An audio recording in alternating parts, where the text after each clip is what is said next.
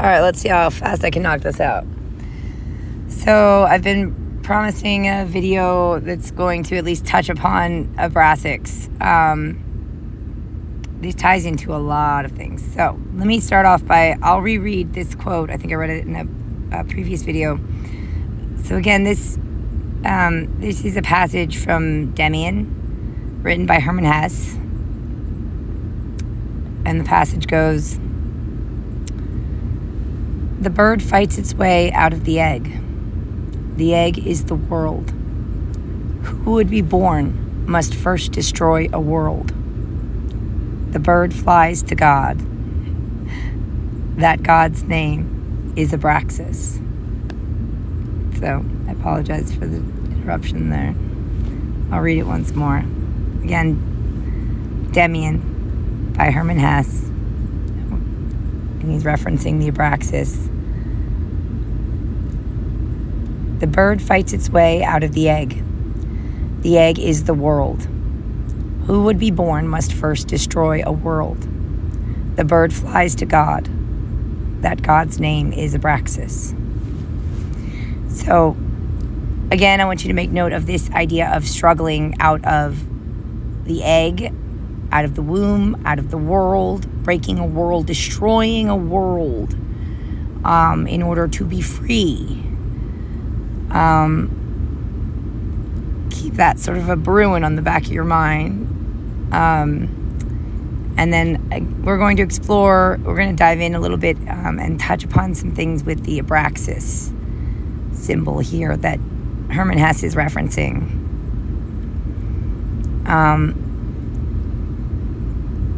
So here is a typical depiction of the ABRASAX. It can also be ABRASAX, where the X and the S are switched. I've seen it spelled both ways. I believe, from what I've gathered in my research thus far, I believe the older version is spelled with the S in the middle and the X at the end. Excuse me, I'm gonna grab some water. So this is the version that I see quite often.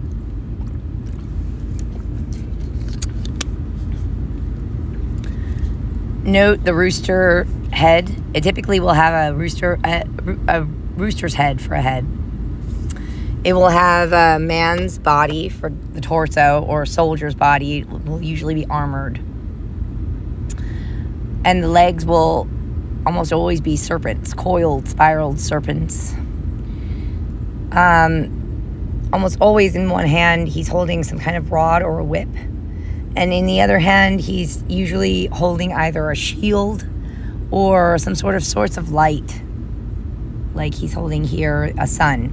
He's associated with the sun. He's known as a sun deity. He's a Gnostic god. He's been around for, say, well over 1,000 years. In this form as ABRASAX. This overall image, though, the two snake tails or fish tails is much older, and I'll get into that in a few minutes. But ABRASAX itself, the name I'm going to say gematria, where you would add up, you match up the alphabet with numbers, and they have a few different versions of this. I believe they have a Hebrew version. I believe they have a Greek version. But the ABRASAX adds up to the number 365, which then in numerology adds down to the number 5. So these two numbers are associated with him. 365, there's 365 days in a year, because that's how many times the sun, or the earth revolves around the sun. So he's considered to be a sun deity. He's considered to be a demiurge creator god. He's considered to be the creator of the material realm. He's often seen, I often see him depicted with spirals of some sort, and coils. So you can see here the snakes are coiled. Let me try to get rid of this. How can I get rid of you? I Here we go. Spirals, coils. This is because, remember, I've been saying in previous videos that spirals are built into the material world. We have our DNA is spiraled, our fingerprints are spiraled. The way pine cones and flowers grow is spiraled. The way plants grow upwards, trees and such. If you do stop frame motion, you speed it up. Video recorded over a long period of time and then watch it sped up. You can see it sort of spirals as it grows upward. Trees spiral, sort of move in a more spiral, circular motion when they sway in the wind. So he's often represented with spirals. There will often be either a spiral on his shield, or the whip will be spiraled, coiled. So now something I want to show you is you can see here in this image down below to the bottom right, you have the lion-headed serpent. That would represent likely Yaldabaoth, which is another face sort of ABRASAX. He represents the same thing as the ABRASAX. The ABRASAX and Yaldabaoth are essentially the same as Shiva and Loki and Chernunnos. So this is Yaldabaoth, and or also known as Chnoubis, Gnostic deities. Chnoubis is typically represented as a lion-headed serpent. Note here he's breaking out of the world egg. The world egg. I'm going to make more videos showing depictions of the world egg and serpents and the Ouroboros, the snake eating its own tail. So these are a lot of different depictions of Chnoubis. And yes, that's where we get the word cannabis from. As far as I've read, we get the word cannabis from the name Chnoubis. And this is also related to another deity, an Egyptian deity known as Khnum, who was also another creator deity, a creator god who was known to make men out of clay, the clay found from the banks by the Nile River. And he was a ram-headed god.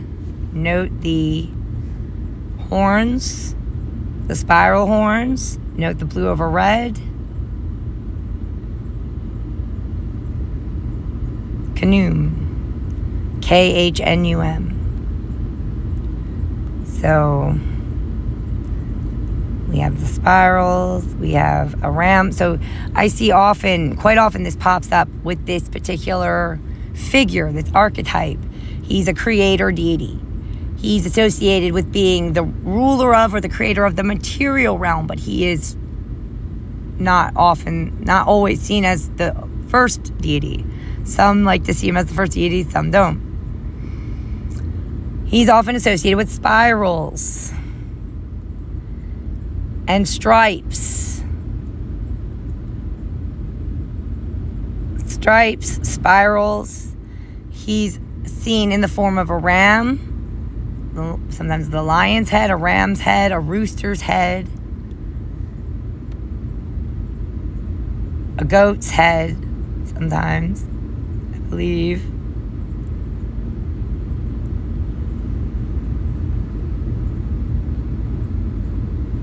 So this is all Khnum, Chnoubis, Yaldabaoth,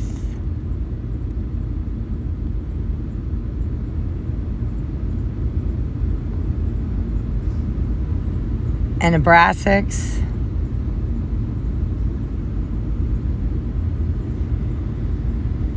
These are the same. These are the same as Loki. He brings together the two opposites. So the spiral will often be seen as a spiraling black and white. I'm looking for that specific one. Of course, I can't find it right now.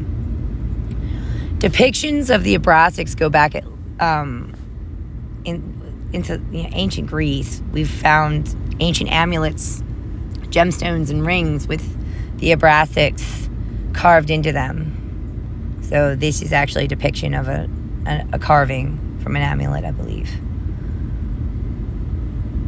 So this, however, the ABRASAX is likely just one incarnation of this overall basic image of the figure with the two tails, either snakes or fish tails. So let me show you something here. By the way, so the rooster's head perfectly represents sort of the sun and air and sky, and then the snakes would represent water, cold, wet, like a sunset. And note the blue over the red. So the sun comes down at sunset and touches water, and that represents the same thing as the ABRASAX, the bringing together of two opposites, the melding of all the elements to make life, magic. So this is the magician. This is the magic maker. This is the guy who brings together the two opposites. This is the demiurge who creates the material realm. This is the blue over red.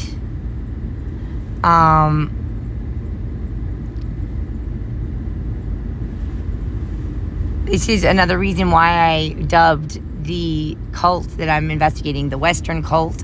I began to realize that they seem to worship sunset. They likely worshipped balance and the bringing together of two opposites. Perhaps not balance, perhaps extreme opposites, and then the bringing together of them two. I'm still honing it down a bit. It seemed to me that they liked to gather in places where they could look out over the west, over water, and see the setting sun over water. And then I found that the OTO, the Ordo Templi Orientis, they are known as not quite the sunset worshippers, but the sunset people, I believe. So, yeah. And I'll get more into the OTO later. So here's Melusine. She's a very old figure. This is likely where we get the Little Mermaid story from. She has two fish tails. This is also where we get the Starbucks logo from, guys. This is your Starbucks logo, the two fishtail mermaid.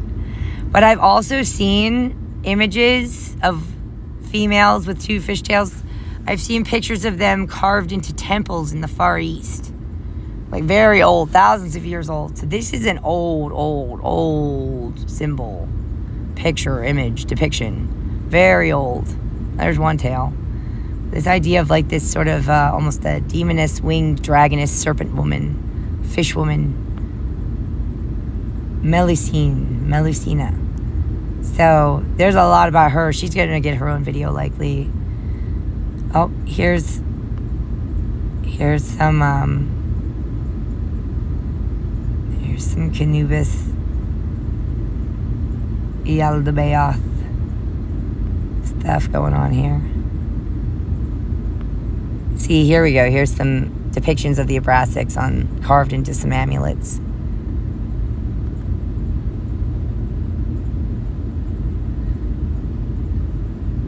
So this is a very old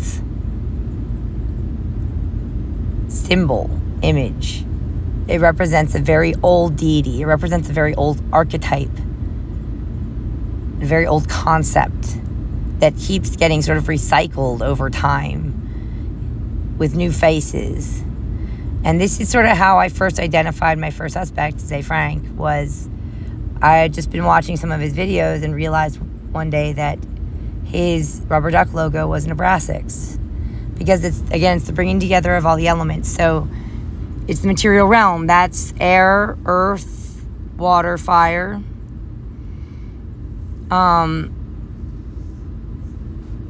Air and water, of course. It's a duck. It flies in the air. It also has its butt in water quite often. It dives into water too. It's yellow, so that could represent the fire, the sun. Now, when it comes to earth, it's rubber. So rubber, we get rubber from rubber trees. So it's actually quite a clever, I'll give that to him, it's quite a clever representation of the ABRASAX, and therefore, you know, everything that the ABRASAX represents. It's sort of like a big ups to the deity, which is supposed to maybe get them some treats, some doggy treats, some Zay treats, some rewards, and either the deity's giving it to them, or maybe, you know, they're just getting a leg up in society from other little, you know, ABRASAX worshipers in their club. Could be that, you know, the ones who already have the record labels established and all that, you know, whatever. Who knows? I don't know. So, oh, don't be a little puss. I didn't even mean to do that. Like, bring up. It's not my fault. Your face is all over Google. You did it yourself, jackass. Anyway, I swear, if you puss out and whine bitch about this freaking video just because your face popped up for 2 seconds when I didn't mean for it to do that. We're going to get into this from the Book of the Dead, Penatway. I won't right now, though. So, yes, the ABRASAX is a very interesting figure.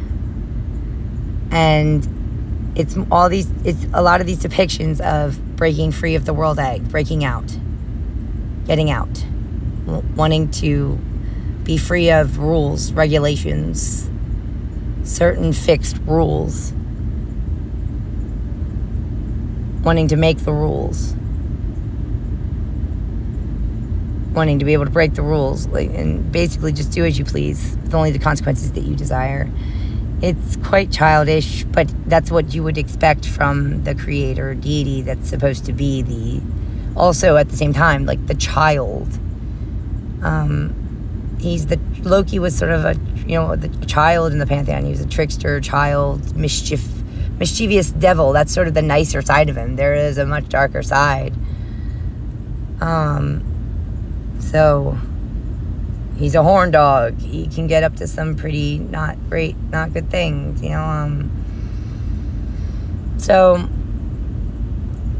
it kind of depends on how in depth they are with exploring this guy in themselves. I think some of them probably go way too crazy with it.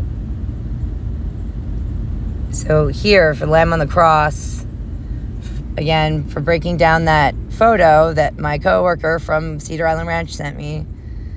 It was a leg of lamb roasting over 2 sticks that were crossed, that were on fire within a box. And there, this is a depiction of the Lamb on the Cross. Lamb on the fiery cross. And there we see the Knights Templar cross. Remember, I made a brief video that I put out not long ago, showing how they can use the 4-leaf clover to represent the Knights Templar cross. And note the 7 seals at the bottom. 7 is clearly associated with the Lamb on the Cross. So there you go. There's a bit of touching upon some ABRASAX stuff. And again, this relates back to this idea of breaking out. So the ABRASAX could maybe be seen as represented by this upward pointing triangle, or possible. I'm still playing with that one, around with that one.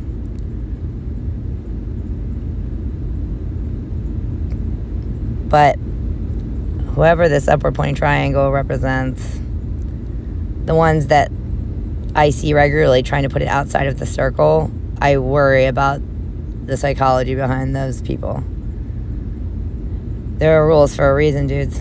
Some rules are made to be broken. Some rules are just there for a freaking reason. Don't mess with them. Law of attraction. I mean, gotta love that, right? Because without it, I'm pretty sure we'd all float off in space and asphyxiate, right?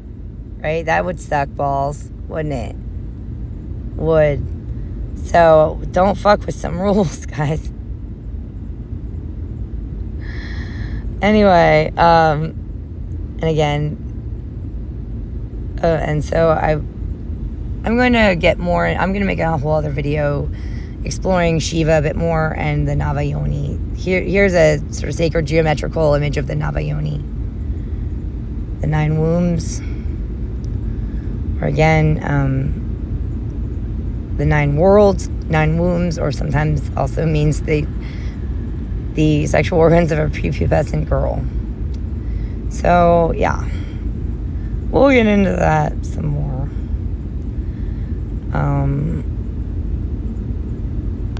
Later. And again, here's that.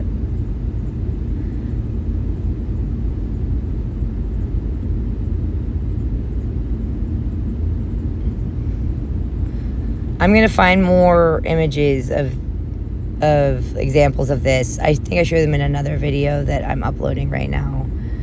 Well, first of all, the linga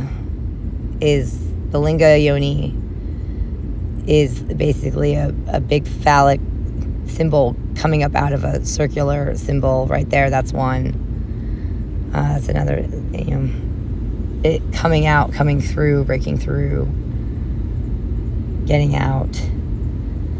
It's dual, so it can represent like the sugar-coated version could be like, oh no, it's fertilizing. It's like, there's other ways you can represent fertilizing.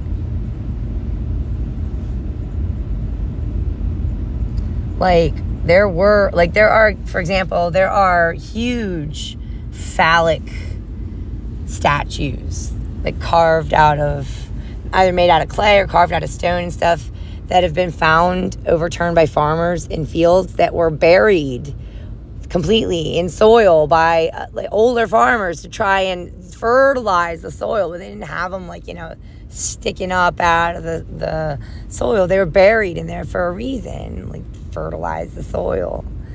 That's you don't want that thing to be too big or puncturing anything, or that's no bueno. That's you're gonna send some poor girl to the ER, guys, to the hospital, the doctor. We can't have that. So fucking get a hold of yourselves. Anyway, I'm gonna stop prattling now. There's my little opener presentation for the ABRASAX. I will likely have more to say on ABRASAX imagery and connections to make in the future. All right.